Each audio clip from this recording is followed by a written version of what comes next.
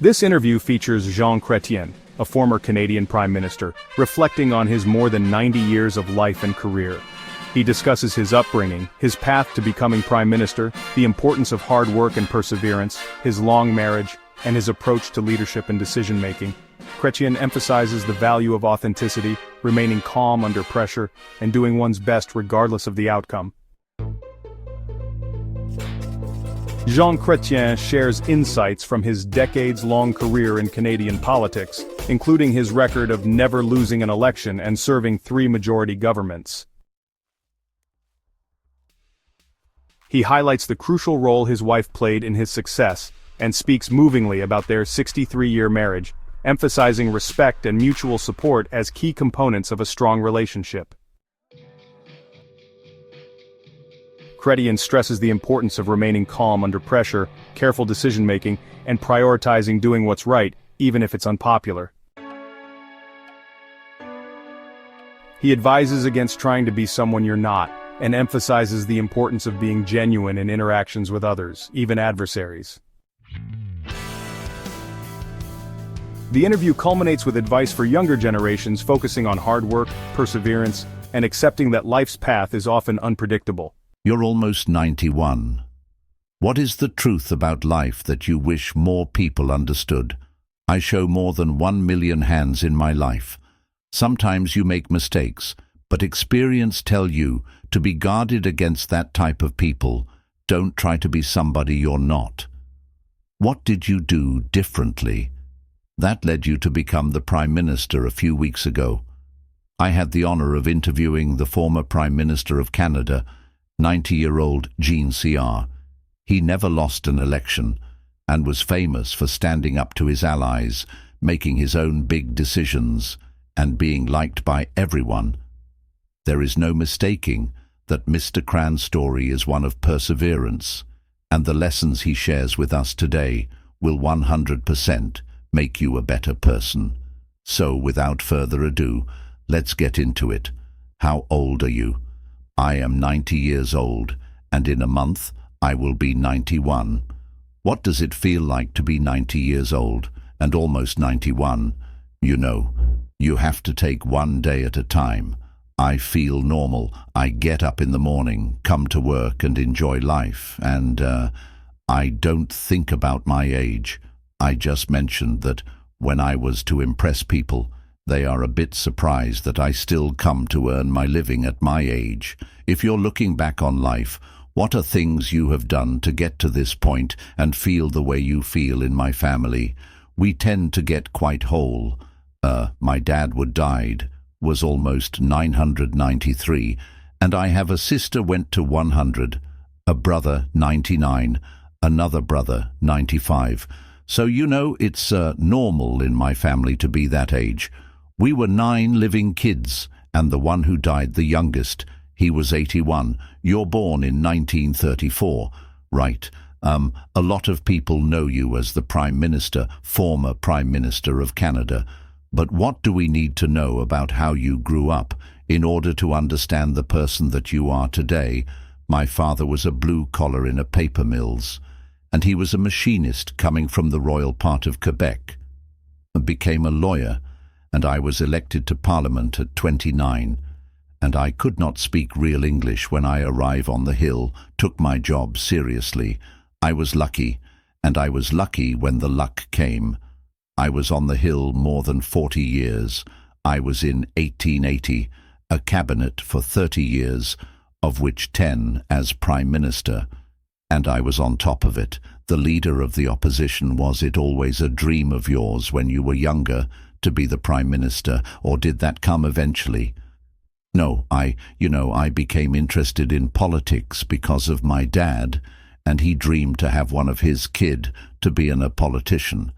And as I was an hyperactive kid and realized, he thought I had the energy needed to do that. So he started to train me very young, like you train your son to be oi player. You go to the oi ring at 5 o'clock in the morning, and I wanted to become an architect, and Dad said you will never get elected as an architect. You go to the law school, and in those days his dad said something, we listen, so I became a lawyer at his request, and a politician, as it was, his desire. A lot of people go through the stages you went through, from being in the cabinet and being minister, but they never become prime minister. Let's talk about like reaching the peak of a goal. What did you do differently than everyone else that led you to be worthy and become the prime minister? I don't know. I did. You have to working in our family. It's a pleasure, and success is a goal. It's what happened to me and happened to my brothers. Most of they all done quite well. Do you think most people do the opposite? People get it the wrong way. For a lot of people, working is a burden for me. I never had a problem to get up to go to work. I always found the and what I was doing, but I was lucky. I always had interesting jobs. Apparently, I was the longest-serving minister in Canada. In fact, I never lost an election, and 3-majority government. It was not achieved very often. In fact, I'm the only one who managed to have 3-majority government and never lost. And I had promised my wife to quit before I was 70 years old. And I quit. I was 69, 11 months in one day. You kept your word. Yes, of course, you said working is a pleasure for you, and you said a lot of people treat work as a burden. Why does that tend to happen? Why do most people treat work like a burden? But probably a lot of people don't have jobs that they love. For me it was exciting. It was always new challenge. And when you're in politics, you have to perform. And if you don't perform, they talk about it in the newspaper, on TV, and so on. So it's very challenging. A lot of people go to their work at 9 o'clock and come back home at 5 o'clock, and there was nothing very exciting happening, so they are happy to leave at 5 o'clock or 4:30 to be home, where they have fun with sports and family, and so on. One of the difficulties is family life and public life. But I had married my girlfriend, the first girlfriend I had, and she was my girlfriend 5 years before I married her, and I was only 23 when I married her. She was 21, and she died after 53 years of marriage and 68 years of relation. She was a great lady, very well alike, in Canada, very respected. She spoke 4 languages. She had a great political judgment, very quiet, telling me the truth in a very nice way. And, and I would not have become prime minister without her. A lot of people have a hard time finding love or being with the right person. What was it about your wife that you knew she was the right person? When I was a kid, I was a terrible kid, overexcited all the time. And my mother used to say, there would be a black sheep in the family, and Johan will be the black sheep, until I met this girls were next door girl somewhere. And my wife, my mother, realized that she had the calming influence on me, so she did everything for me to meet her, and she had decided that she was a woman for me, and she was right. So we grew up together, basically, and she was very patient. Everybody would say that we were making a very good couple and was an exceptional lady. And when she passed away, it was a big national news in Canada because she was respected by everybody. You were together for longer, but married for 63 years. Can you define the word love for me? Respect, you have to respect each other. You have to define the role of everybody. She was the boss at home, so if she wanted to have a color in the wall that I didn't like, I would shut up, and there's no way to do that. She was in charge of the house, and if the kids were not happy, I was always on her side as a matter of policy. Mum was always right. She had to raise the kids virtually alone, I was always on the road, so she was extremely good on that. If she had problem with the kids, she would not even talk to me about it to not disturb me. 1993 is when you become the Prime Minister, and that's 30 years ago. When you win, you become the person responsible for managing 30 million plus people at that time in the country. That's a lot of pressure, and I know a lot of people go through pressures in life in different stages, maybe your family, your career, your friends, whatever. How did you manage pressure? For me, a problem is a problem. And when you have a problem, you have to find a solution, and in life you have to make, hopefully always, the right decision. So I was calm, apparently, when there was a crisis. I will never get excited. On the contrary, I will become calm, knowing I had to face a challenge, and I was very decisive. That was one quality that people mention of me. I could make up my mind for me. I've been involved all my life with decision to be made every day. You know, most the Prime Minister. I hate question period. I love it for me to go to question period. I love it. It was a challenge. You know, I used to make the joke. You never know if you've done well. Most of people turn to their staff to say, was it a right? I didn't have to do that.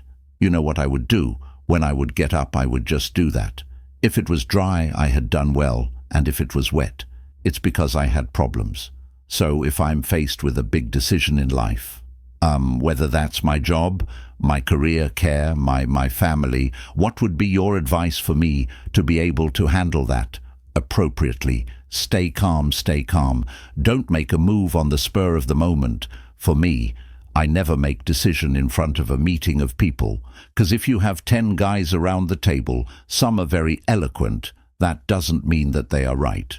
So put distance between the decision and the discussion, to have an hour or two of reflection, to forget about the presentation. Some are very good at presenting things.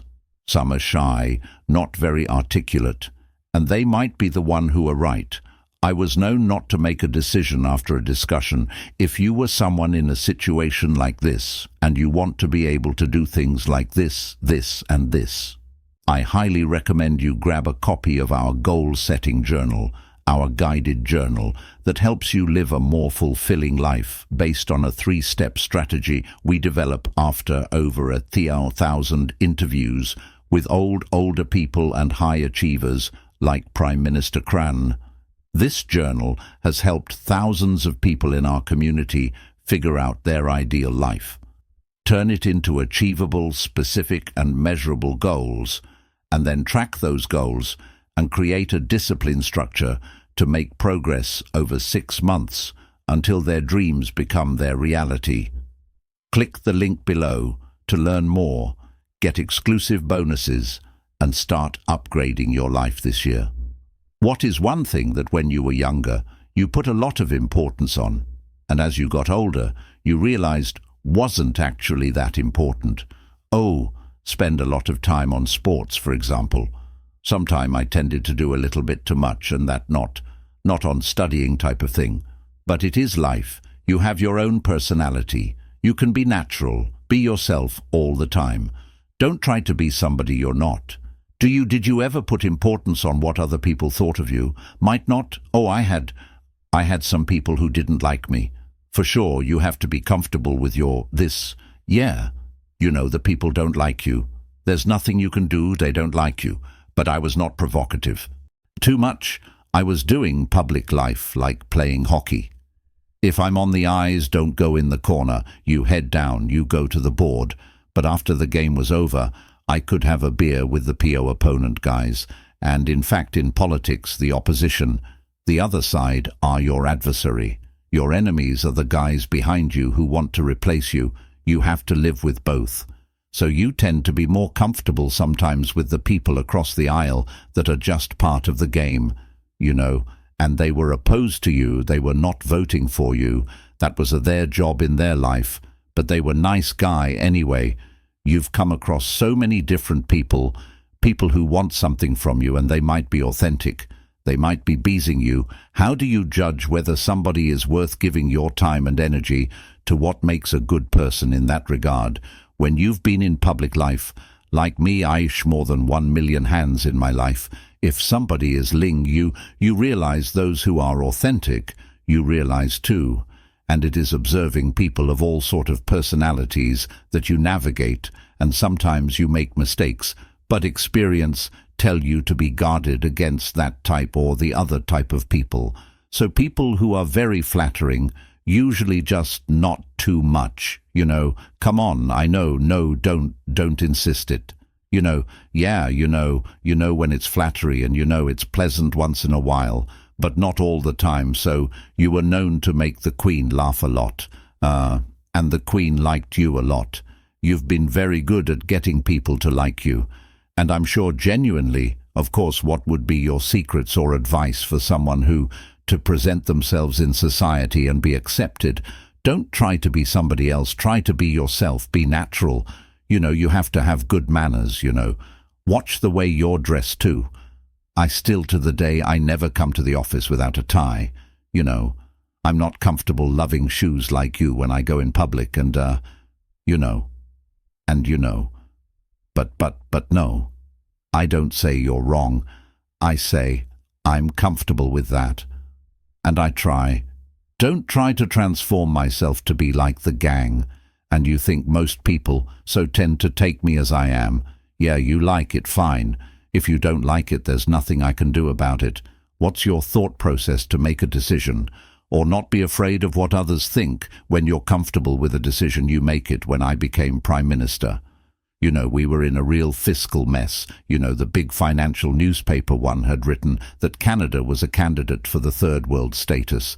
The World Bank was looking at us to intervene, and I said to the cabinet, I might be Prime Minister only for one term, but I will fix the finance of the nation. And I did. But I knew that I could fail, and I might have been a Prime Minister for one term, but I had already been in public life for 30 years. So my ambition was to do the right thing. In your opinion, what makes a great leader? What are the qualities that someone has? To be honest, to be frank, to be knowledgeable, to be artworking, and to do your best. That I did my best. At the end of the day, I would come home, I would say to myself, yeah, I've done my best for you. You're almost 91. What is the truth about life that you wish more people understood? Your life is decided by life. So you have the destiny, and the assemble of your qualities will determine, or your defect, what kind of life you have. So you do your best all the time. You have something to do. You try to do it. If you do something, try to do it well, have pride, and the quality of your work. Sometimes you might not succeed. Sometimes it's terribly unfair. I've seen guys who should have had a much better life than they had. They were unlucky, and it's sad. But on the other hand, you have to be there when the luck passed. Don't be in the bar. When the BLCK pass, be on the job, and you will have a chance to do well. If you could go back in time to your 25-year-old self, knowing everything you know today about life, and you could give him one piece of advice, what would you say to him? Work. Nothing is completely easy, and if you have something in mind, try it. But don't go and spend the rest of your life. I should have tried it, but it's easy for me. I was elected 12 times MP and never lost an election. I went through majority government, was 30 years in the cabinet, 3 years the leader of the opposition. So I have a pretty good CV, so I cannot complain. Thank you so much. Thank you. Appreciate it.